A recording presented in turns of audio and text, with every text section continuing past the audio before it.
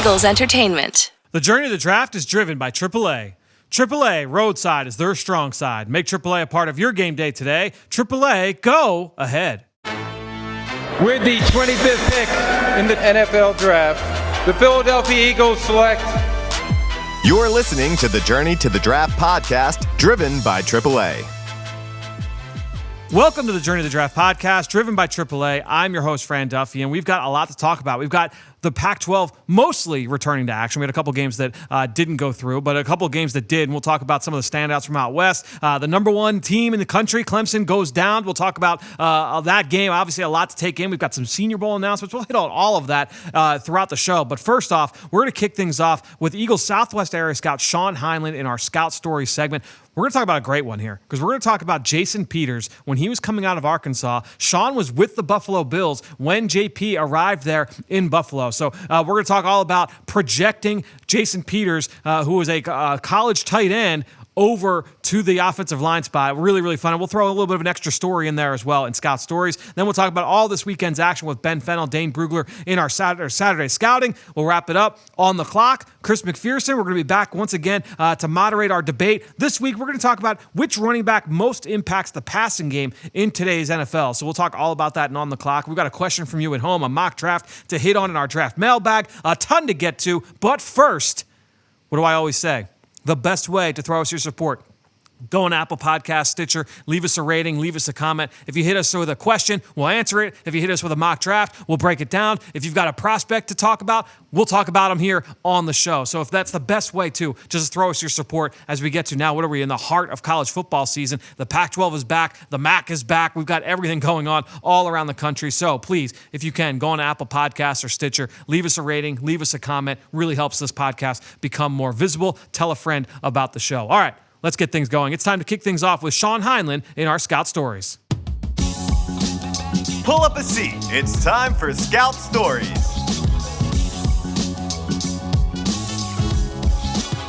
Well, joining us this week here on Scout Stories is Eagles Southwest Area Scout Sean Heinlein. Sean, thanks for joining us on the show, man. I appreciate it, friend. Thank you. So let's talk through Jason Peters. You were in Buffalo when Jason Peters was coming out of Arkansas. Take us back, man. I mean, obviously this is a long time ago, but take us through when JP was coming out and just the projection from him, obviously a college tight end, making that move to eventually the offensive line. Right. That was the thing. I was, I was on the road for only a couple of years at that point, young scout, get into Arkansas, and they're just loaded with talent back then. He was lined up at tight end next to Sean Andrews most of the time. And, when those guys would down block, Cedric Cobbs was the running back then. I could have ran through some of the holes that they created. I mean, they would wipe out whole sides of the defense. It'd be 7-10 yards before anybody would even get a hand on the running back. He was just so powerful. And then you see this big guy being able to move and catch balls. He had really soft hands. Obviously, he's not the burner that's going to tear it down the field, but he was able to create mismatches with his sheer size and athletic ability that it was really intriguing. The thing was, everyone didn't know what to do with him. Arkansas even wanted to make him an offensive lineman, but he was really resistant to that in the beginning. And he started out as a defensive lineman there. He was a D lineman and tight end in high school. So they were doing the same thing, trying to find the best spot for him. And again, he just saw himself as a big athlete, in which he still is to this day. So that was the hardest part of the projection with him, was just figuring out where to put him to start and where he ultimately wanted to be personally too. So I guess the big takeaway I've got, for our listeners is seeing a guy that can make that transition from tight end to offensive line, D line to offensive line. You talk about linebacker to D line, like corner to safety. How hard is that? Did you have to go through the mental Rolodex to think of all right, I've seen a guy like this make this transition, or is it all just kind of faith-based? What goes in to try and make that kind of projection? With this guy, there was there wasn't really a guy to you could look back on and say, yeah, this guy was, because the tight ends that usually grow into it, like Lane, for instance, weren't this big to start out with. I mean, Jason was 300 plus at the combine and still ran sub 5. And when he showed up, we got him in the building, and then that first mini camp, I remember him running a crossing route, and Lawyer Malloy had just joined us from New England. And Lawyer, went for a ball at the same time as Jason, and he hit Jason, just casual contact, both going for the ball. Jason caught it, and Lawyer bounced off, and he got up and was like, "What the heck was that?" Like, he turned around and said, "Are you kidding me? That guy's a tight end?" And the guys just kind of chuckled a little bit because they just couldn't believe that he could do the things that he did at tight end. And eventually, obviously we just saw that, Jason had the chance to be elite at the offensive tackle position, and they finally made the move down the road. But everybody saw just what a freak of nature he was every step of the way. But to project it going in, nobody knew really where to put him, and Jason didn't really know where he wanted to be yet either. So, do you feel like offensive line, especially offensive tackle, is that like one of the more, I don't want to say developmental, but where like there's the most projection? Like there's all these different cases of, like this guy I don't know what he is now, but he could be an offensive tackle down the line. I feel like you look around the league and there's a lot of those guys that, 6, 7, 8 years ago, they weren't offensive tackles. And now you kind of, to see what they can be. Right. Again, those guys were typically the biggest guy at their high school, but also the most athletic. They were the best basketball player on the team. They played tight end, or someone, like Lane. Lane was a quarterback in high school. Right. Like, those guys were the best athletes at the school, but they're also the biggest people. So they had the ball in their hand all the time. And ultimately, they will grow into that offensive tackle because of the sheer size they are as a human and as they naturally grow into those bodies. But because they were so ultimate athletes just to begin with, they start out at those premier positions that are the athlete, quote unquote, athlete positions coming through the ranks. Well, Sean, this has been awesome, man. Really appreciate you joining us once again here on the Journey to the Draft podcast. Stay safe, stay healthy. We'll talk to you soon. Appreciate it. Thank you. All right, so it's for me 2 big takeaways there, and great stuff there from Sean as always. I think this is his 3rd appearance on the show. The big thing, projecting players that are going to switch positions. That's not easy, as Sean said, and it's especially not easy when you've got an outlier, a guy that there is no template, no prototype, like a Jason Peters, who was playing tight end at that size and saying, like, man, like if you just embrace the offensive line spot, you can be as great as anybody. And I think when JP really bought into that, obviously we saw what he became throughout the course of his career. This discussion actually brought me back to a conversation I actually had with Ross Tucker over on the Eagle Eye in the Sky podcast, fueled by Gatorade. This was a couple of years ago now.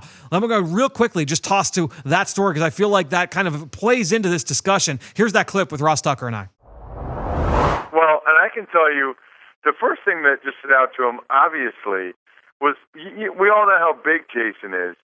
Picture that guy playing tight end. I mean, he played tight end at that size at Arkansas. That's the type of athlete that he was. He went undrafted, and I don't know if he had off-the-field issues or it was just the concern about the position or what. But he was an undrafted free agent, and I could tell you a bunch of stories. I mean, number one, he just stood out like a sore thumb with the tight end position group because he's 70 pounds heavier than the rest of them. But then I remember distinctly being in the hotel about a week before final cuts. And this is back when the first cut went down to 65, and he was cut, just hanging out in the hotel. I said, what's the deal? He said, they're going to put me on practice squad. So they had cut him at the cut down to 65 because they needed guys at other positions for the final preseason game. So he wasn't practicing with us. He didn't play in the final preseason game, but he was sticking around because they already told him they were going to put him on the practice squad, which, back then, 2004, he was kind of the ideal practice squad guy because you saw that there was just a unique combination of size, speed, athleticism there. You just weren't sure really what to do about it. So he was practice squad, I'd say, Fran, for about the first half of the year. And then, they decided to put him up on the active roster primarily for special teams and just get his feet wet a little bit with getting some time. So he became like a goal line, short yardage tight end, which the blocking part of that came very easily for him. For him, it was really just the mental part of how complicated the NFL was that slowed him down. But I know you're a film junkie. You got to go back and look at some games from 04, man. I mean, first of all, he was running down on the kickoff team at 320 pounds. Second of all, watch the Bengals game I don't know, he was wearing number 80-something, maybe number 90-something. But the Bengals game from 2004, he blocks a punt in Cincinnati and then scoops it up and recovers it in the end zone for a touchdown. Like, what future offensive lineman is running down on kickoffs, blocking punts, and taking them in for a touchdown? So that would be awesome footage if you guys could dig that one up for Eagles fans. I think would love that. I know Jason would probably get a kick out of that as well. In terms of him moving to offensive line, though, I'll never forget that day the rest of my life. I mean, I have a bunch of people that sign up to get my emails over at rosstucker.com, and I usually tell them stories about me. The most recent one was this story that I'm going to tell you, which is that there was a day, maybe November, maybe even December, and they said, you know what? Let's have Jason go down for one-on-ones with the offensive line and just see how he does. You know, put him at tackle and just see how he does. You know, maybe we'll transition to the offensive line. Dude, you've never seen anything like it in your life. Right away, nobody could beat him.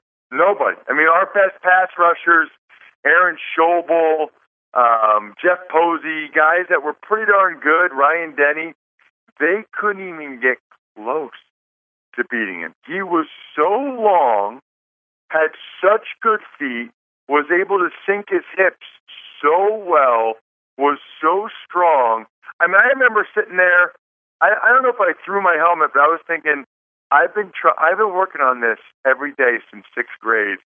This guy in 6 seconds is already light years better than I ever was. It was the darndest thing, Fran, I ever saw. I've never seen a guy that good that quickly, and of course, that's why he's probably going to the Hall of Fame someday. At least he should.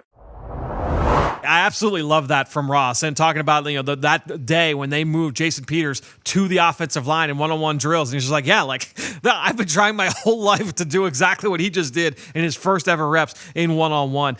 Just really cool. And again, it's really hard to try and project those position players, but when you're talking about the offensive line, and I brought this up with Sean, the offensive line, just such a developmental position, and this goes back to a book I read a couple of years ago now, 3-4 years ago, from the legendary Howard Mudd, former Eagles offensive line coach, longtime Indianapolis Colts offensive line coach, just passed away this summer. You know, rest in peace to Howard Mudd. Obviously, you know, one of the most influential position coaches, specifically at that position along the offensive line. But I believe it was the opening chapter of the book was talking about offensive linemen and how so many of the greats, they didn't start as offensive linemen. They didn't grow up as offensive linemen. These guys were, they played other positions, and offensive line found them. You know, they were defensive linemen. They were tight ends. They were, you know, Jason Kelce went to Cincinnati as a linebacker, right? There were all these guys that grow into that position. It's rare now that you find too many guys that played it all the way up through Pop Warner, through middle school, through high school, all the way up through. You know, and that's why you see all the basketball players. Oh, this guy's a center. You know, rather than do that, rather than go be a backup center in college basketball, hey, come play left tackle for me. Hey, come play right tackle. You're seeing that more and more. Everybody's looking for offensive line help. And to me, one of the things that I always keep an eye on with the NFL draft is just the positions that are drafted most. And I think if you just look at a 10-year sample, just over the last 10 years, the last 10 drafts, obviously the positions that are drafted most in terms of volume, wide receiver and corner, they're 1 and 2, and you know, those are positions that start 3 players at each of those spots. You can never have enough receivers, you can never have enough corners. So each of those positions are 1, 2. After that, it's the guys that are tackle guards, like, you know, those swing players that can play on the perimeter of the offensive line. Just under 25 players drafted per year, and the big reason for that is everybody's looking for offensive linemen. And we've said it here on the show. If it wasn't last week, it was the week before. If you even can prove that you can be a solid starter, not even like a long-time Pro Bowler or an All-Pro, if you could be a solid starter, a reliable starter at tackle, you're going in round 1. And that's why you'll see a lot of guys who are like, man, like I didn't think of this guy as a first-round pick. And then all of a sudden, he shows up and it's draft weekend. This guy now is going in the first 32 picks. That's why, is because teams are looking for quality tackle play, for reliable starters at that position. And for that reason, again, you're going to see the developmental projects. You're going to see Jordan Mailata never play a down of football in his entire life. and he goes in the 7th round of the draft and he gets drafted, right? Over guys that were 4-year starters at Power 5 conferences because teams are looking for guys who can play that position and play it at a high level. It's a really fun position to study. It's a really fun position to talk about. And certainly the discussion of Jason Peters, a future Hall of Famer, a really fun one to have. So great stuff there from Sean. That being said, now let's make this transition to now this weekend's action. It's time for Saturday Scouting. It's time for Saturday Scouting.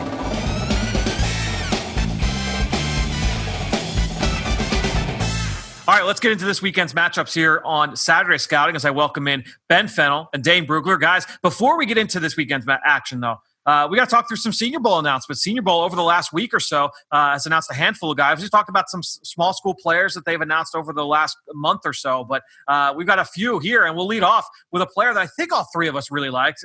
This was back in the summer when we did our Pac-12 preview. I know I was a big fan of Levi Onwuzurike, the defensive tackle from Washington, a really versatile player who I believe opted out. I don't believe he opted back in, Dane. Correct me if I'm wrong there. But Jim Nagy actually retweeted the announcement and said, it's always great to have the top-rated senior at a position group accept the invite. So the Senior Bowl very, very high on Washington's Levi Onwuzurike. Dane, I'll let you kick things off. What are your thoughts there on Onwuzurike going to the Senior Bowl? Yeah, and I would agree with Jim with Levi being the top senior defensive tackle. It's not a great defensive tackle class this year, underclassmen or seniors. And so this is an opportunity for a player who did opt out to really maybe make up some ground in the eyes of scouts with what he can do in Mobile. So you've got a guy who really played out of position. He was mostly a nose tackle with Washington, and they ran a lot of 3-man fronts, and he saw a lot of doubles. And but this is a guy that's 6'3", 290, wins with more with quickness, violent hands, a ton of energy, just trying to break through gaps and be disruptive. So.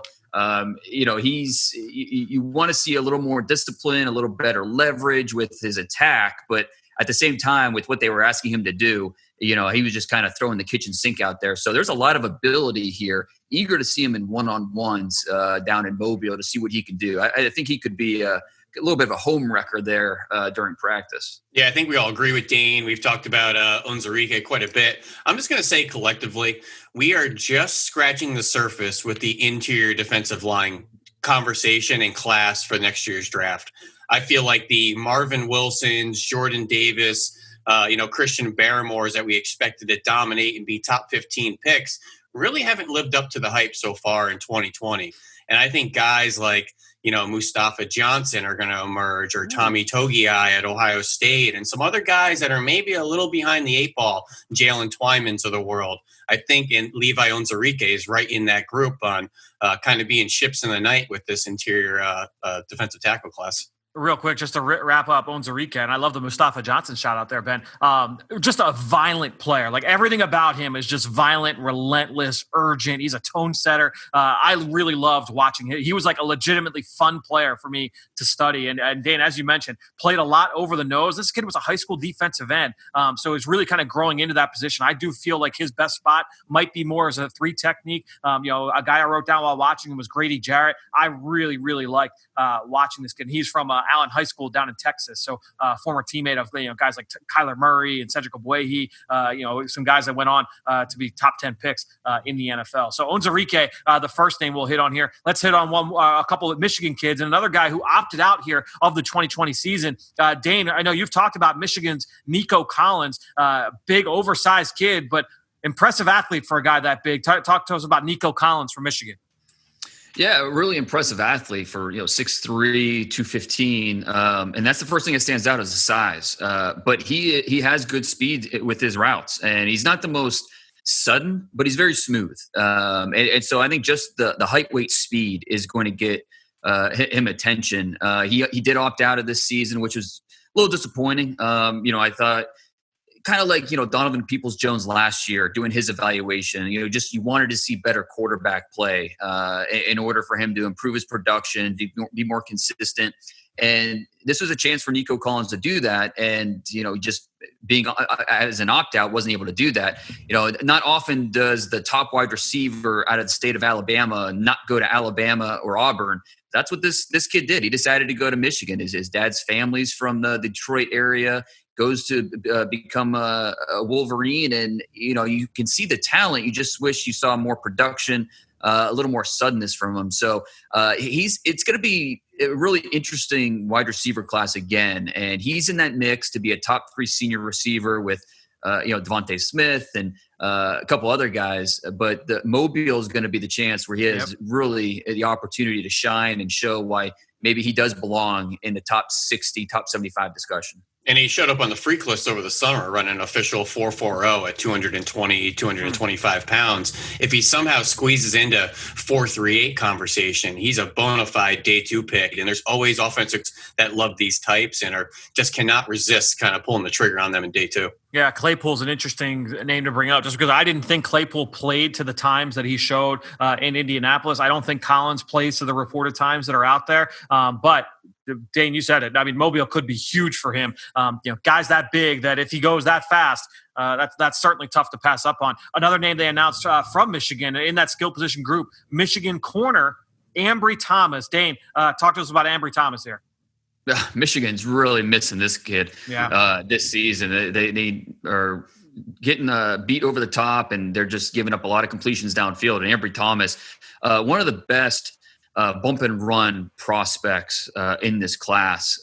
He's just a guy that you see the quick stab and press. You see flexible hips. He can open, run vertically.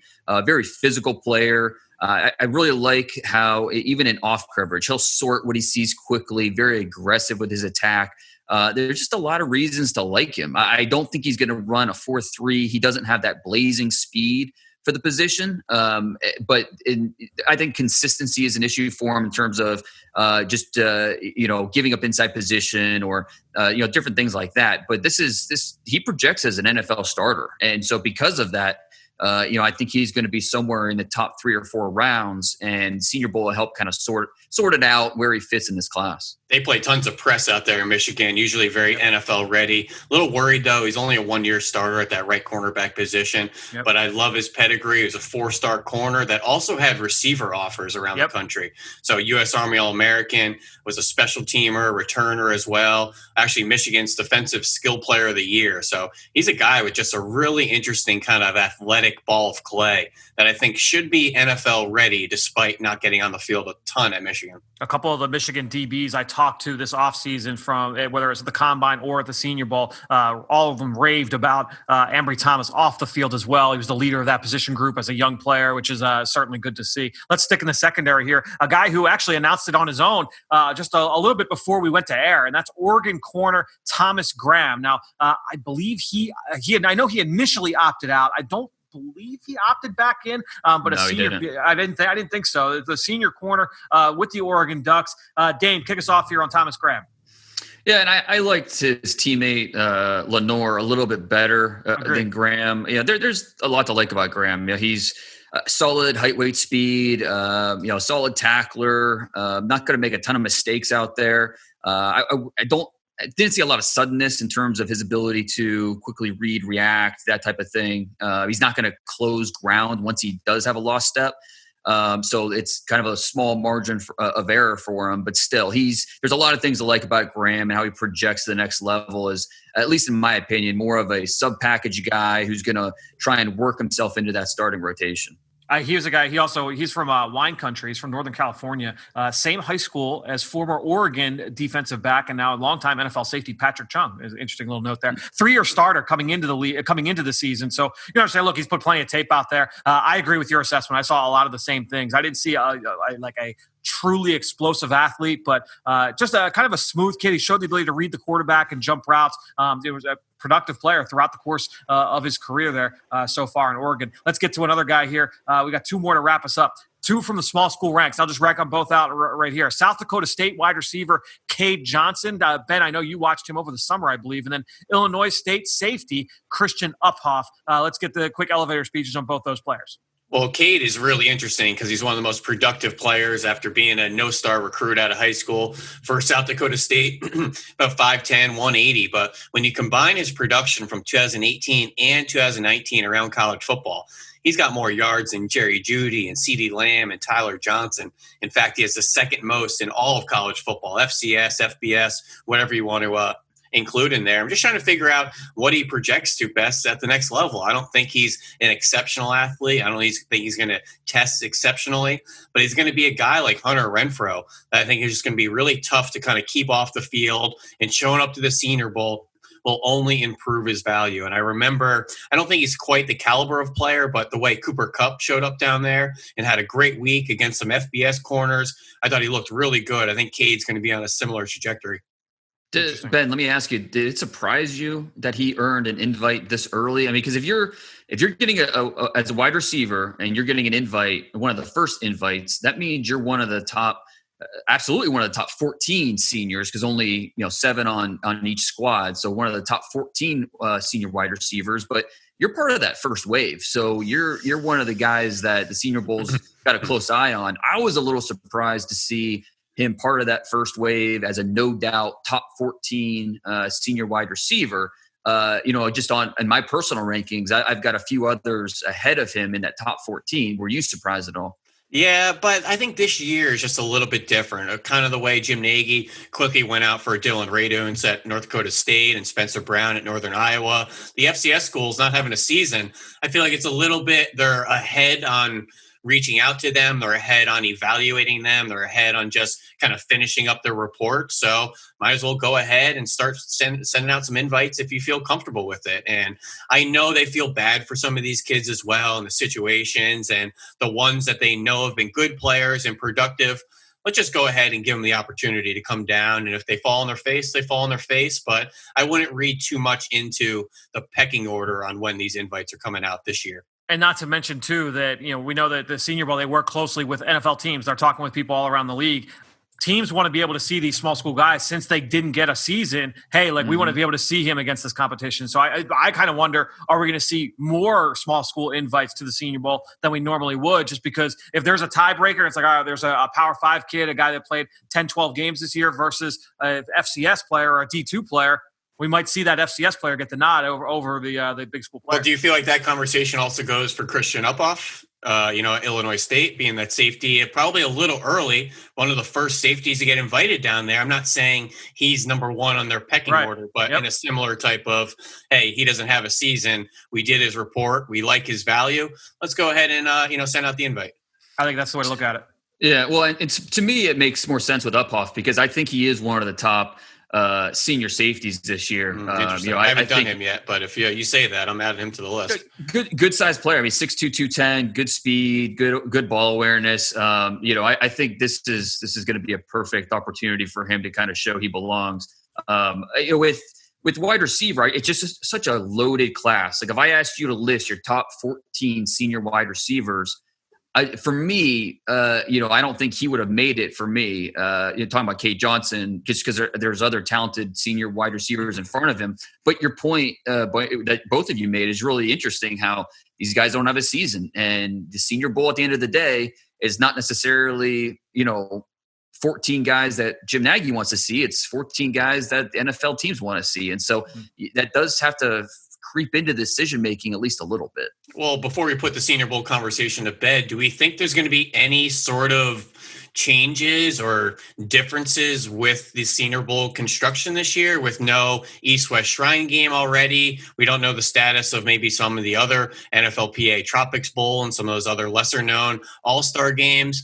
Do they maybe increase the roster sizes by 5, 10? What's a couple extra guys if the security and safety measures are already in place? I think it's going to be a really interesting kind of selection process. And it's going to be a tough time for Jim Nagy. He's going to, the second the season ends, agents trying to get their player down there to get a showcase on them. When Jim came on the show, this is over a month and a half ago, we talked about the different, the different contingencies for the Senior Bowl. And we talked about, expanding the length, the duration, making it a 2-week event instead, because some of those guys are going to need a ramp up period, right? They haven't put pads on in 360 days. So that's a great point. Yeah. So I think that's something that certainly could be the expanded roster size makes a lot of sense too. And just cutting you off, Fran, just imagine an FCS player finally getting an opportunity. He hasn't played in a calendar year.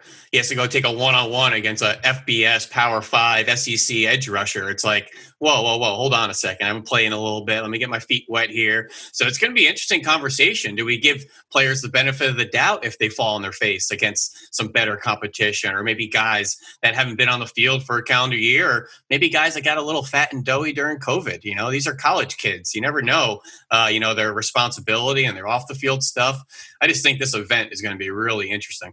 Oh, it's a good point. It's a really good point. Well, obviously, we'll keep kind of going through all these Senior Bowl announcements as they continue to filter in. Let's now get into this weekend's action, guys, and we'll kind of speed through here a couple of these. But our game ball, standout player from the weekend. Look, obviously the big one was Clemson-Notre Dame, right? Clemson falling to Notre Dame, double overtime. It was a great game, really fun game to be able to watch. Dane, your game ball came from this game. Who'd you go with? Yeah, and look, for Notre Dame, he could have gone – he deserves a lot of credit, especially for his late game performance. Kyron Williams at running back, who I know we'll be talking about later. The defensive line showed up, Dalen Hayes, especially off the edge. But the Irish, I don't think they win that game without the impact by Jeremiah Owusu-Koramoah. He finished with a team best 9 tackles. He had 2.5 for a loss. And, of course, that forced fumble that he turned into a touchdown. I was going to use this as my one-play takeaway, but I decided, heck, give him the game ball because of his impact. That explosive burst that he showed on that option pitch. Now, first of all, he sniffed it out, got a head start to shoot into the backfield before Amari Rogers, who's in the slot. He was supposed to block him. He couldn't get there in time, couldn't get a hand on him. And then Owusu-Koramoah, he with Etienne getting that pitch, he saw the linebacker bearing down on him, didn't catch it cleanly. And then Owusu-Koramoah just snatched out of the air, raced to the end zone, just in a very fluid, natural motion. It's just an incredible play. And so with that explosive athleticism and nose for the ball, to me, he's the clear number 2 linebacker prospect in this draft behind only Micah Parsons. And so I thought he was a first rounder entering the year. Now he's got a good chance to go in the top half of round 1. Wow. Well, we've talked a lot about Owusu-Koramoah over the last couple of weeks. He's been constantly mocked to the Eagles in one-round mock drafts, and Ben and I have talked about him each of the past 2 weeks at least with him being mocked to the Eagles. So we've kind of set our piece on him. Obviously had a great game, showed up in a lot of ways the other night. Let's go now to the Big Ten. A big win for Minnesota going over Illinois. Minnesota, the Gophers getting off the schneid. They start 0-2. You had the tough overtime loss a week ago.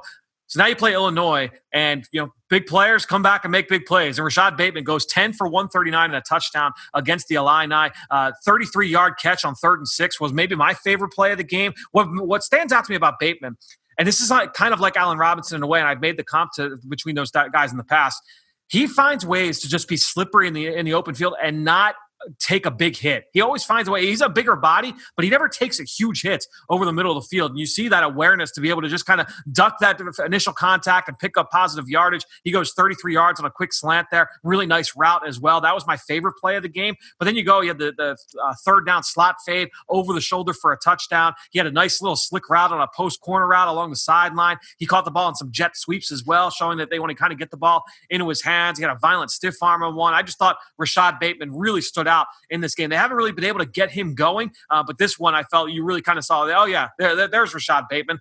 There's potentially the 2nd or 3rd best receiver in this class. Good to see him kind of get into the box score with a big week over Whoa, Fran, we're going to have to call CMAC in ahead of time here to come dispute this. We're only allowed to have 1 game ball per game here because I gave mine to Minnesota running back Muhammad Ibrahim for 30 carries, 224 yards and 4 touchdowns, which seemed a little pedestrian after going 41 for 207 and 4 touchdowns the week before in the loss to Maryland. But this kid's a really tough player. He's got good size, great contact balance, breaking tackles and leaving broken tackles all over the field each week. 140 week 1, then 207, then 224, back-to-back weeks of 4 touchdowns. Has a little bit of that David Cobb feel, remember, from 5, 6, 7 years ago. Just a bruiser running back that linebackers just fell off of left and right each week. But between Ibrahim and the performance of Rashad Bateman on the outside, it's Minnesota Gophers. Nice to see him pick up a win finally. Yeah, no question. And we had just talked about Ibrahim last week on the podcast. Chad Reiter had brought him up and compared him to Clyde Edwards-Helaire in terms of that style. And he follows it up with a huge game here this week. Guys, let's get to our one-play takeaways. Ben, we'll stick in the Big Ten. Obviously, Justin Fields, one of the biggest names in all of college football. I know he made a huge play that you posted on Twitter earlier this week. Well, every week I love going to Ohio State and watching their play action concepts because you just don't see quarterbacks under center anymore. Multiple tight end offense, which Ryan Day loves putting 12 personnel out there, turning his back to the defense. But he turned his back to the defense and then had a route combination to the run action side. So he had to whip his head and eyes right back around to where the run action came from. It was a nice cover 2 hole shot to Chris Olave.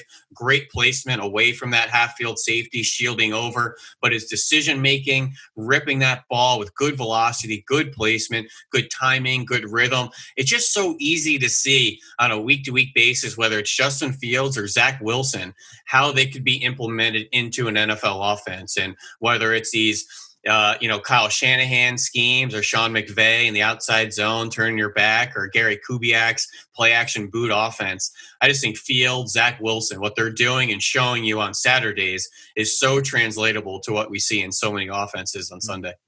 What we've been talking about with Zach Wilson, how, don't get too caught up in the opponent, focus on these throws that are being made. It's the same thing with Fields against Rutgers. It's Rutgers. We know that, but that throw that you're talking about, the placement and the velocity and the timing were so perfect that it doesn't matter. Any defense that's running that coverage, a better throw is gonna beat it. And so just a really, really impressive throw that when we're watching the draft in April, this is one of those highlight throws that they'll be showing on NFL Network and ESPN as kind of the reason why Justin Fields is going in the top 3 picks. And that means Ben will have seen that play about 3,000 times in his head as he's putting those melts together, leading up to the better draft have some production. good angles to work with, guys, right? I kind of say that I'm sick of the whole the competition thing when it comes to the quarterbacks, because there was again with Zach Wilson this week. They played Boise State going in. We're all excited. Big test, Boise State defense, and then coming out of it, it's like, oh well, they were banged up. They weren't. That wasn't a full. It's like give me a break. Like let's just let these guys play. And obviously they're playing. Who's on the schedule? Quick side note here. All right, let's go to the next one here. Dane, you want to go back to that Clemson Notre Dame game? Yeah, the Clemson defense definitely beat up. They didn't have their best showing against Notre Dame, but Darian Kendrick, the corner, one of the few bright spots. He finished with 2 pass breakups on the night. Both times he came off his man in zone coverage, prevented a big play. The second one happened on Notre Dame's final drive in regulation. Kendrick dropped in zone, immediately found the eyes of the quarterback, tracking the tight end, working the middle of the field, and then he showed off that elite athleticism, driving on the window, and instead of going through the receiver, he timed his attack perfectly to slither kind of around him and knock the ball down. Just a remarkably athletic play. The jump, the closing burst, the finish. This is a 5-star receiver who moved over to play corner last year due to depth issues. And you saw the natural athletic traits, the instincts immediately. And he's only getting better and better. Coming into the year, this is a top 30 prospect on my draft board. He's only climbing. I think he's going to be one of the top 3 corners drafted. And if you told me he was maybe number 1, I wouldn't be too surprised because he has that. The athleticism is going to carry him. It's going to be helium to his draft grade. And if Patrick Surtain goes out and runs a 4.55, and maybe there's some questions with Caleb Farley, Kendrick is the guy that could possibly take advantage of that. And if you notice, Dane, on a lot of those plays in that bailing kind of side saddle with his eyes in the backfield, that kind of cover 3 zone, I think he's so much better in zone with his eyes in the backfield, reading, reacting. Last year in press coverage, he was just figuring it out there. He was just kind of surviving with natural instincts. His footwork was clunky. His hand usage was clunky. It's still a little clunky in press coverage, and I think Venable knows that. And I think he's a much more productive player and a much more confident player when he's in that kind of side saddle bail and he can play through the quarterback. Guys, I was really struggling with this because, part of me was like, all right, well, it's the first week of the Pac-12. There were plays I can go with there. The Big Ten's only been in action for a couple of weeks. Let's talk about some new players here on the show. But guys, that touchdown by Kyle Pitts, we've talked about, especially when the SEC had first come back, the touchdown early second quarter, it's, down to the high red zone. I think it was right outside the 30-yard line. Georgia's up 21-14, and it looks like this is going to be a back-and-forth game. This ties it up at 21 because they throw a deep fade ball to Kyle Pitts. He's on the backside of a 3-by-1 set. So he's one-on-one on the boundary with cornerback Tyson Campbell, a corner that we are all really, really high on coming into this season.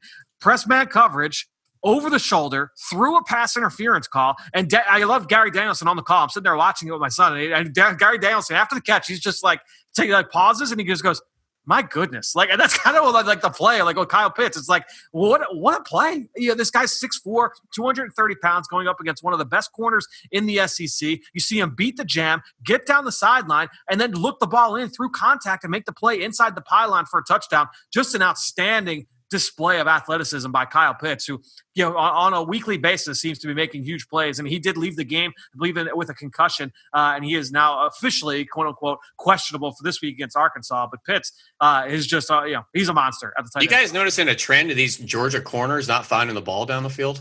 I think each week they're giving up something over their heads where they're just not finding and locating. I'm not sure if they're getting themselves out of phase or if this is just kind of a technique flaw. I kind of wonder if it's a way, and not in a I'm not like ripping coaches, but I'm saying like in a way like maybe that's the way that they're coached, and that they're focusing so much on trying to play through the hands that that you are supposed to do that to a certain extent. But I feel like they're almost like obsessed with it to that point that they're just so late to get their head around.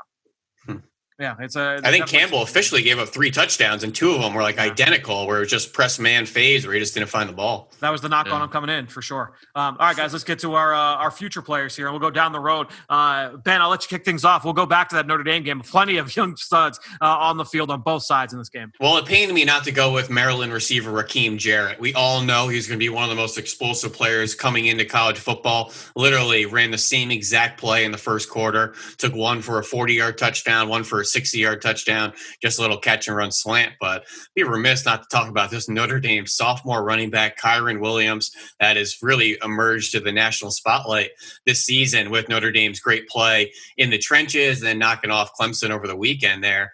And Brent Venables, Clemson defensive coordinator, those exotic pressures, sat in the lab all week, Fran, saying, how do we attack the protections? How do we confuse these young backs? And they sent pressure from all over the place. Backer stunts, dog blitzes, corner blitzes, nickel fires. This kid was great all night. A lot of dual reads. They kept him in quite a bit just to kind of pick up loose ends through the middle. Really, really impressive in pass protection. And that's really all I have to say about him, because he did plenty else, in the receiving game, running between the tackles, making safeties miss in the open field like he did on that 70-yard touchdown that opened the game up. But his pass protection will get him more and more playing time. Really impressive player. Yeah, he's a really, really fun player to watch. I nearly gave him my game ball, but as a true sophomore, we'll back off. He's got good size too. He's about 220. Yeah, he's a fun player to watch. I'm going to stick with Notre Dame in that offense. Another guy that really kind of caught my eye was Mike Mayer, the freshman tight end, true freshman, 6'4.5", just under 240 pounds. The kid moves like a receiver. He's really smooth in and out of breaks. Goes 5 catches for 67 yards against the Tigers. Can I just say one thing though? Mike Mayer had a really good game. It was fun to be able to watch him. I know he had Baby Gronk. Dude, I'm so sick of the Baby Gronk thing. Like, how many guys have we talked about over the last 6-7 years? Oh, this guy's Baby Gronk. This guy's Baby Gronk. This guy's Baby. Yeah. Can we just let's just put it to bed? Let it go. None of these guys have worked out, by the way, that we've said is Baby Gronk. He dominated the opening camp in 2019, I think it was July 2019, and everybody was saying Baby Gronk because he was enormous, big white tight end. But it's been thrown around a little too liberally lately. Like Adam Shaheen was Baby Gronk. Fryermuth is Baby Gronk. Yeah. The kid from Penn State who's now with the Dolphins is Baby Gronk. Like, everybody's Baby Gronk. Like, let's just put it to bed. Dane, let's go with yours. Who's your down the road guy? So, I follow recruiting a little bit just to see, which programs are getting the big names. And when I heard that Penei Sewell's little brother, Noah, was headed to Oregon, okay, that got my attention.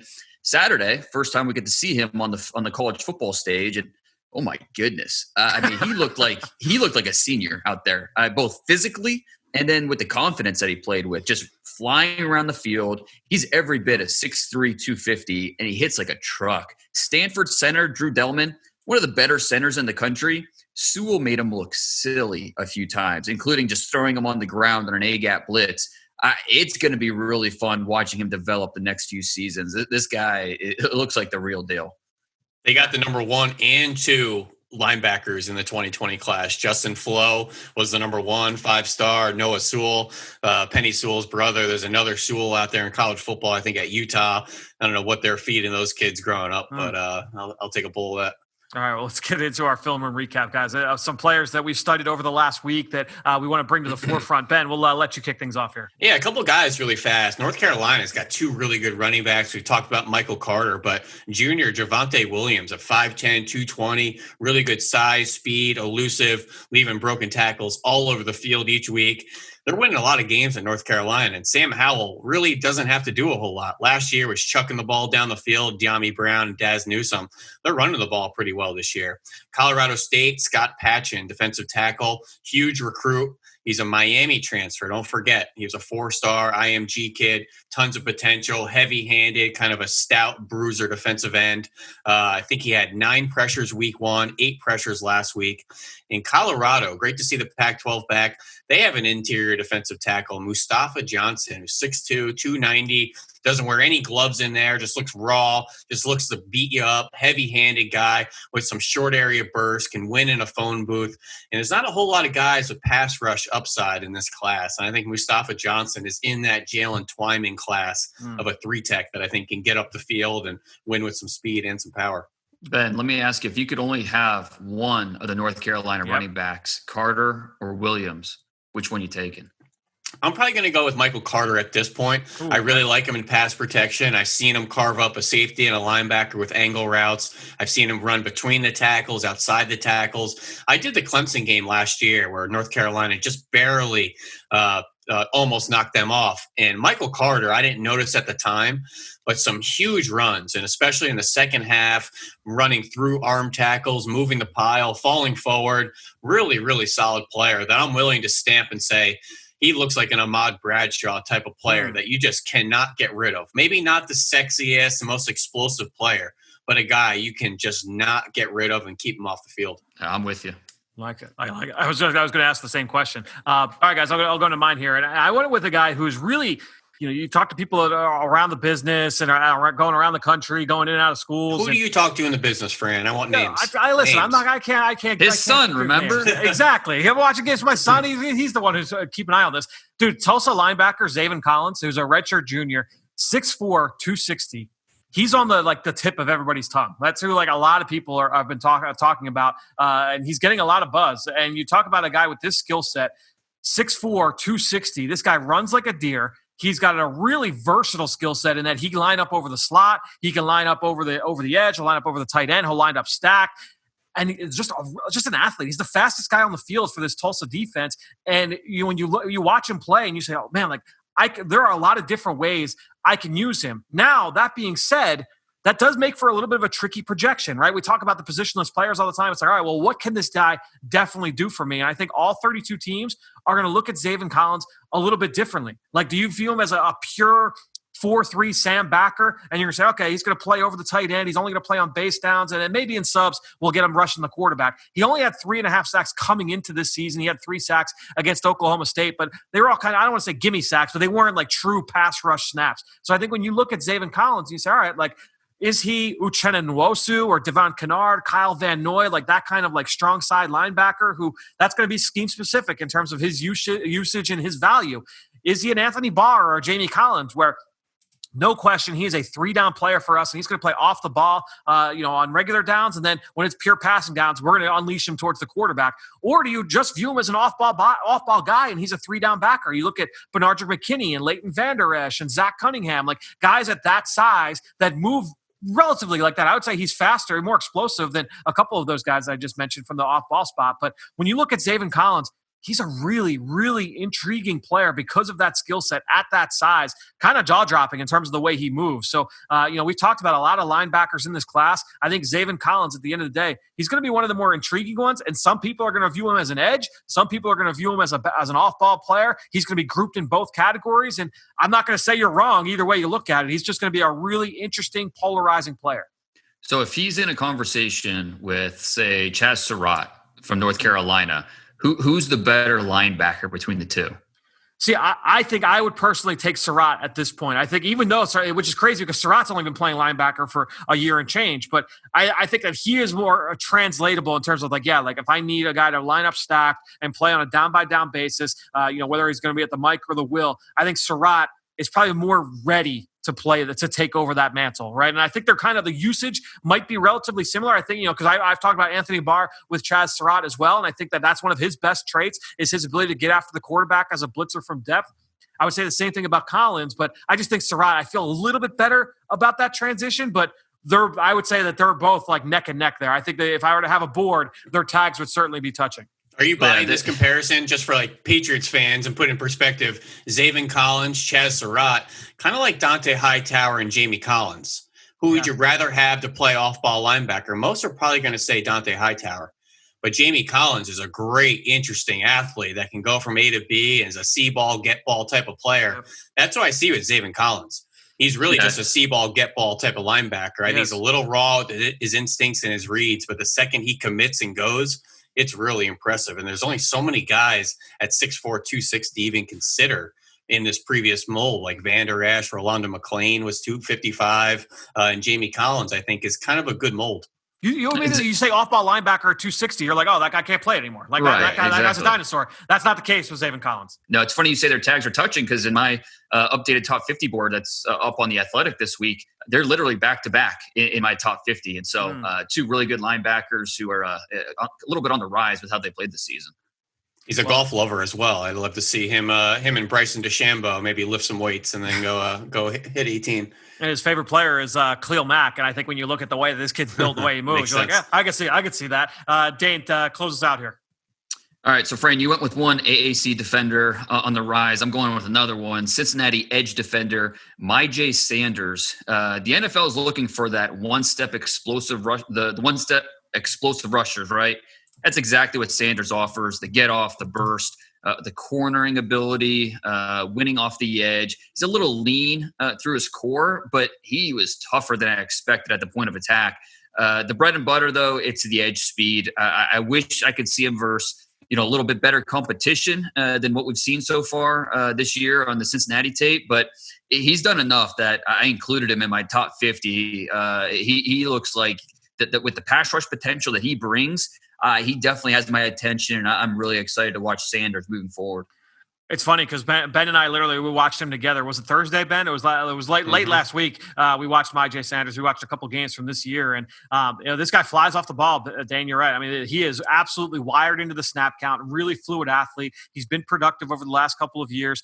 I was a little bit worried about play strength overall. There were times where he got blocked by tight ends, he got blocked by tackles one-on-one in a way that I wouldn't necessarily be overall, especially at 258. Like at that size, I'd expect a little bit more from the play strength standpoint, but he is a explosive player off the ball. And if you can really kind of tap into that and say, all right, man, like we're going to give you a track, we're going to line you up out wide and go. Like, why can't he be like a D Ford kind of player? Especially coming off the bench, as a rotational player on passing downs. I think that Sanders absolutely can do that. I wrote down Al-Qadim Muhammad when he was coming out of Miami as well. And Muhammad, he fell because of the off-field stuff, and it was kind of a murky ending to his career there in Miami. But he's turning into a nice player with the Colts, and obviously one of the better defenses in the NFL. I thought Muhammad was a little thicker through his core. I don't know if it's Myjai Sanders, the way he wears those baggy long sleeves. Every now and then he flashes and looks like Aldon Smith, especially his heyday with the Niners there. I also wrote down Lorenzo Mauldin out of Louisville. It's carved out a nice kind of sub-rush role. But he's a guy that's a long limb player with a good first step, and he's flexible, can win high side. I know me and Fran said he was on the ground a little bit much, lacks urgency, chasing plays from the backside, some of that play demeanor stuff. He's a nasty player. That whole Cincinnati defense is. He is, yeah. Just like to see a little more urgency from those edge players. He's a guy, like, if you could tap into that, if you can get the most out of Sanders, like, you are going to get a really, really good player, because guys that are that tapped into the snap count on a down-by-down basis typically have that. And they're a top 10 team, both sides of the ball. Desmond Ridder, Myjai Sanders, there's talent all over that team, that roster. Congrats to Luke Fickell out there joining the top 10. Indiana, a top 10 team. BYU, a top 10 team. Hoping for a little shakeup here as we wind down the season. Yeah, more players entering the fold make these rankings a little bit tougher to do. Well, guys, we are not done yet. We've got 3 more players to break down here. It's time to go on the clock. On the clock. All right, so we've got a big one here this week on the clock where we are all tied up. Dane's got 3 wins. Ben's got 3 wins. I've got 3 wins. So we'll see here who could take our 10th matchup here as the votes keep tallying up. Dane, you're going to have first pick here. Ben's got second. I've got third. The topic this week, as we welcome in Chris McPherson, who is the running back who impacts the pass game most in this draft? C-Mac, what do you think of the topic here? That's a good one. It's a great one. I was going to say, why is this one a big one? Just because it's the 10th one? Because it's a tiebreaker? They're all big to me. The next one's the biggest. The next one's always the biggest. Yeah, I'll spout all the cliches, but no. I mean, this is a huge – when you're looking at a running back's transition to the NFL, it's not just catching the ball in the backfield. It's how they hold up in pass pro. So I'm excited to hear all the arguments to see how those aspects are intertwined into them. All right, well, Dane kicks us off here. Dane, I'll let you kick things off. Who are you taking with your first pick here and the running back that most impacts the pass game? Yeah, and it's such an interesting question because, we're focusing on the passing game, not letting, the rushing ability kind of skew our decision here. But even after saying that, I'm still going with Clemson's Travis Etienne. Obviously we know about his ability to run the ball. He's the ACC's all-time leading rusher, but his ability in the passing game, that is something where that athleticism, it also translates to that aspect of it. And so he's been one of the most dynamic pass catchers in all of college football this year. Only one running back in college football ranks among the top 65 players in college football this season in receiving yards, and it's Etienne. He's 30th in the country with 491 receiving yards. That's more than a number of talented receivers like Anthony Schwartz at Auburn, Shai Smith at South Carolina, several others. He leads the country in yards after the catch. He has over 100 yards more than number 2 on that list. And it's not just simple dump-offs we're talking about here. We're seeing wheel routes, targets where he's asked to catch the ball away from his body. Etienne is a 92.3% catch rate on his targets. So it's not just big plays with him. He's also been very dependable. And obviously the other aspect of the passing game for a running back is as a blocker. And there's no doubt Etienne's a better receiver than blocker right now. He needs continued technique work in pass pro, but the effort and the toughness are there. And when he's asked to step up in the hole, he gets the job done. So since he's decided to come back for his senior year, he's focused on getting better in 2 areas, receiving and blocking, and we're seeing that pay off for him each and every Saturday. And look, there are running backs who are better blockers than Etienne, absolutely, but Etienne is good enough in pass pro that he can get the job done. And he's so much more productive and talented as a receiver that he had to be my choice as the most impactful back in the passing game. Fran, you're lurking there. Well, no, I think it's a good pick to make just because, look, Etienne is one of the most explosive backs in the country, right? I think that's certainly one of those guys that is a big play waiting to happen every time he touches the football. What I find to be most interesting about it is that one of the first things I wrote about him, this is when I first studied him, I guess it's the 2017 season, 2018 season. He had hands like feet, early on. This guy could not catch the football. It was a real problem for him early on. But then slowly but surely, he has developed into a really reliable pass catcher. And last year, I think he got 37 passes, and you could tell that they wanted to feature him more through the air. And it was a lot of screens. There was a lot of dump-off stuff to the flat. And then as his confidence grew in that area, now, as Dane said, you're seeing him more on the vertical routes. You're seeing him on wheel routes. They'll run him outside the numbers and throw go balls to him outside. So I think, showing that increased confidence. He had a big catch this past week against Notre Dame. I don't know that he's the most natural pass catcher. He's gotten better. That's the thing, is the improvement is awesome. I don't know that he's like the most natural pass catcher in the world at the position, but certainly the improvement is really awesome. The one thing I think about with this category is it's amazing when you have someone like Etienne who has years of tape that you can see the progression and the development.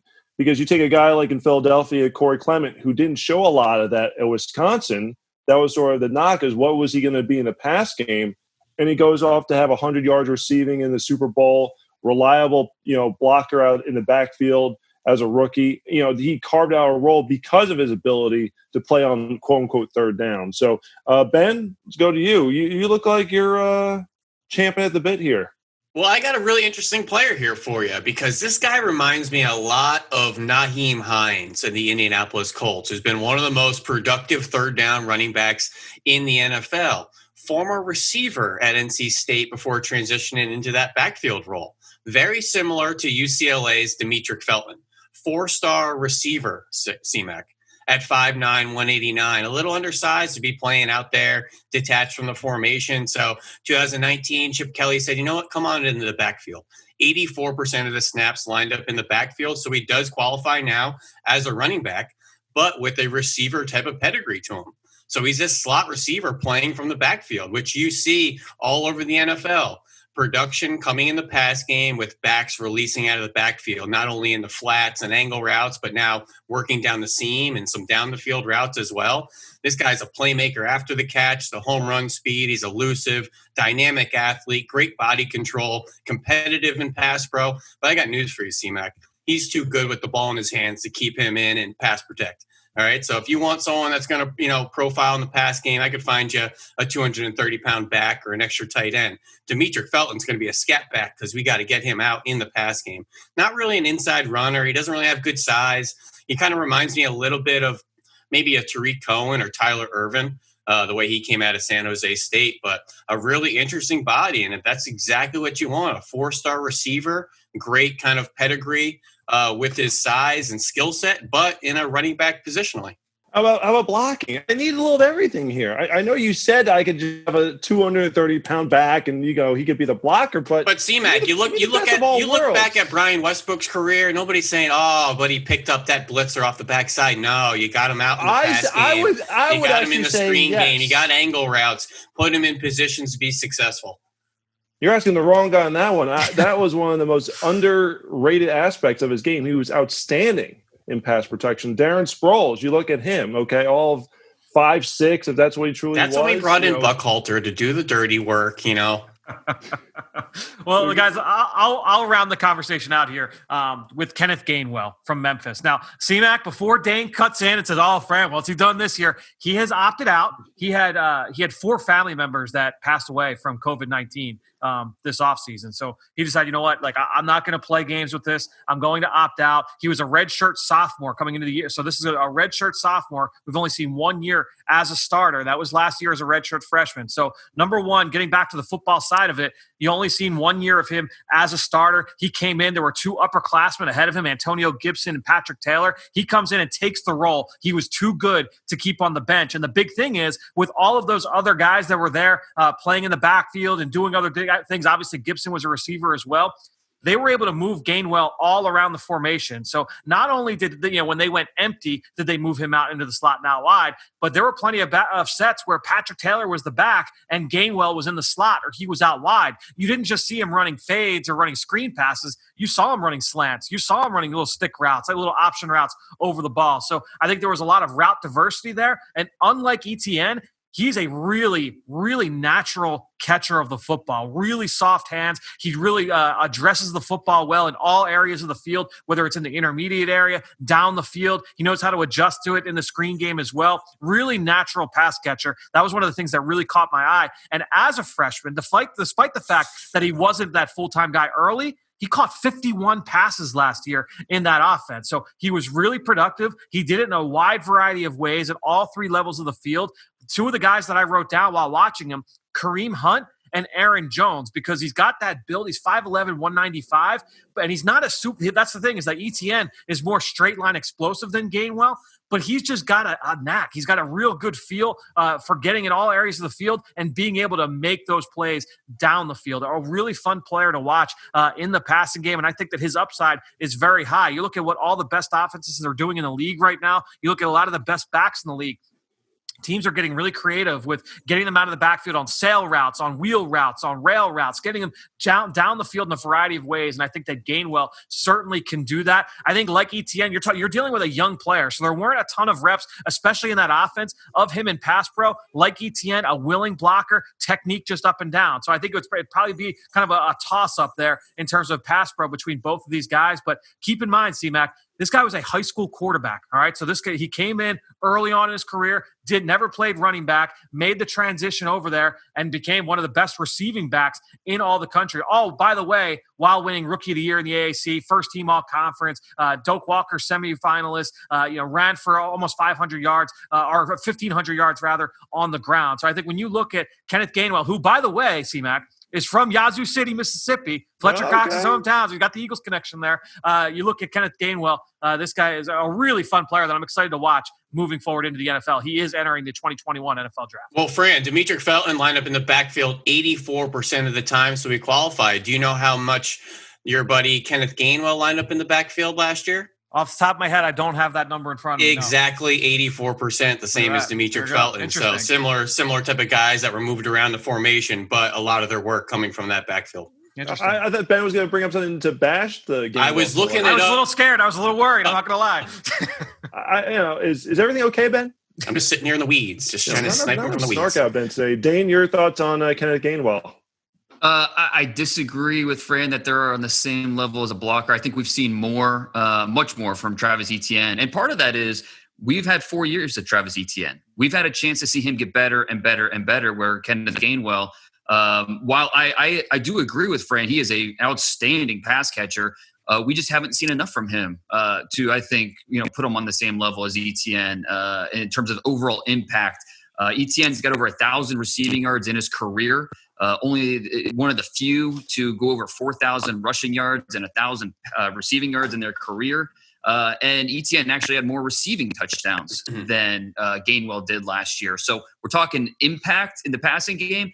I still think Etienne gets the edge over Gainwell. And C-Mac, just to bring you completely up to speed here, as the Pac-12 is just getting on the field last weekend, Demetric Felton unfortunately lost their season opener, but 10 for 57 and a touchdown on the ground. 7 for 46 and a touchdown through the air. He's going to do everything for you at the next level. He's a dual threat back through and through. This guy's a playmaker. And keep in mind, too, with pass game stuff, C-Mac, you kind of alluded to it. It's not what you have done in college. It's what can you do for us in the NFL. We talked about that with Ian Cunningham a couple weeks ago when it came to Miles Sanders and projecting forward. I think that's a really interesting discussion. So, all good closing arguments. All good selections here. Dane going, you could probably say a little chalk there with Etienne, most likely the top back here in this year's draft class. Could have been the top back if he came out and went and declared for the 2020 NFL draft. So, but still very good arguments, like the development there, the willingness as a blocker, and obviously the production both sides. Ben, I like the NFL comps there. You're talking about Nyheim Hines, Tariq Cohen, Tyler Ervin, and all guys who certainly are impacting the pass game. Again, we're trying to take the run game out of it, with Kenneth Gainwell there, Fran, obviously, Antonio Gibson's alma mater, and we saw what he was able to do with the Tigers, what he's doing now with Washington, how he's been utilized all over the formation. So, drum roll, please. Are we gonna be able to work that into it at some point here, or we you stick guys it just want to hear the answer? Yeah. You just want to find out who wins. The winner, the first to have 4 victories in our JTTD on the clock segment. How about Fran Duffy going with Kenneth Gainwell? Don't call it a comeback. I'm intrigued by the ability to line up all over the formation, the production as a rusher as well. The fact that he's more of a natural receiver. Obviously maybe not a top of the line blocker, but willing participant. That's what you need. You need someone who's a willing participant. So all good arguments, all good cases there. But I'm going to go with Kenneth Gainwell, Memphis there. I knew I liked you, C-Mac. This week you do. Exactly right. Yeah, right. Wait till next week. Exactly. Well, guys, this has been great. This was a fun discussion. It was a fun topic to bring up. Really good stuff from all 3 of you guys. Once again, we'll be back next week right here on the Journey to the Draft podcast, driven by AAA. Now it's time to hear from you, the fans, in the Draft Mailbag. All right, so as I said at the top of the show, the best way to throw us your support is to go on Apple Podcasts or Stitcher, leave us a rating, leave us a comment, and I want to give a shout out to Write Him, who left a 5-star review saying he did a mock draft simulation where he had the Eagles selecting 9th overall. So here are the 5 picks for the Eagles, or before the Eagles. So he's going to do this the same way that we do our mock draft roundup every week here on the show with Ben Fennell in our late week editions of this episode. So the 4 picks before the Eagles. 4th overall, the Atlanta Falcons taking the Florida State defensive tackle Marvin Wilson. I will say I would be shocked if Marvin Wilson goes in the top 5, top 10, top 15, I would say even at this point of this draft. 5th overall, the Jacksonville Jaguars take Justin Fields. 6th overall, the Cincinnati Bengals taking corner Sean Wade. That would be a little bit surprising to me at this juncture as well. Number 7 overall, the New Orleans Saints taking Alabama linebacker Dylan Moses. I'm interested to dig into the tape of Dylan Moses from this year because early returns from what I have heard are that he has not quite looked quite like what he did before the injury. So I'm kind of anxious to dig into this film and be able to see what people are seeing and what they're saying about Dylan Moses so far. Not that he's looked bad, but he just hasn't looked top half of round 1 good to this point in the season. Obviously still early, only about halfway through the SEC calendar. Let's now go to the 8th pick, the pick just before the Eagles, Greg Rousseau to the Minnesota Vikings. I think if Mike Zimmer is still there, yeah, that pick makes a lot of sense because he loves those long, lanky defensive ends. I think he would fit in right there. So that pick makes a lot of sense. The 5 after the Eagles, LA Chargers taking Oklahoma center Creed Humphrey. They're still looking to kind of solve that offensive line. The Detroit Lions taking wide receiver Jamar Chase. So Jamar Chase falling out of the top 10. The Panthers taking Oregon safety Javon Holland. A little bit high, but that's an intriguing one there. And I think he kind of fits that defensive scheme as well in terms of what they're doing there down in Carolina. The New York Jets at 13 taking wide receiver Rashad Bateman. I could definitely see that pick and that fit there for the New York Jets. 14 overall, the Miami Dolphins taking defensive tackle Jalen Twyman from Pitt, and I think that makes some sense as well. They can certainly use that kind of interior rusher, pair him along with Christian Wilkins. That would make some sense there for the Dolphins. As for the Eagles, their 9th pick, or their first pick with 9th overall, Penn State linebacker Micah Parsons. And I think when you look at Parsons, I made the argument for him as the most or the scariest defensive player in the draft last week and won that argument. Parsons is that. I mean, this guy is a physical freak of nature at that size, with that level of movement, that level of violence. He is certainly capable of being a tone setter on the defensive side of the football. I'm interested to kind of talk with him and see what scouts get from him in terms of his football intelligence and his overall feel for the game. Remember, this guy is still very green at the linebacker spot because he was a defensive end. He was a pass rusher coming out of high school, and they made the transition to him playing the linebacker spot really only 1 year as a starter, and that was in 2019. So the ceiling is sky high on Micah Parsons. The arrow certainly is pointing up in terms of what his future could be, but a really, really intriguing player, just a really physical marvel at the position. So just kind of rounding out this draft. 2nd round, Will has the Eagles taking Asante Samuel Jr., the corner from Florida State. Really instinctive player. Honestly, his game is very similar to his father's, right? I mean, he sits in off coverage. He's reading routes. He's jumping throws. That's his game, and that's the way that Asante Samuel plays. To the 3rd round, Hunter Long, the tight end from Boston College. I really like Hunter Long. I watched him a couple weeks ago. He's been one of the most productive tight ends in the country this year, coming from a kind of a run-oriented offense the year before. Now they're throwing the ball a lot more up at BC, and he has been one of the benefactors of that. You can see him on vertical routes. He's a really smooth athlete. He's not super explosive like straight line, but he's just a really smooth lateral athlete, gets in and out of breaks really well. He's had a couple drops here and there, but he gives a lot of effort at the point of attack in the run game. He could do some things in pass protection, so I look at Hunter Long. He's a good kid as well.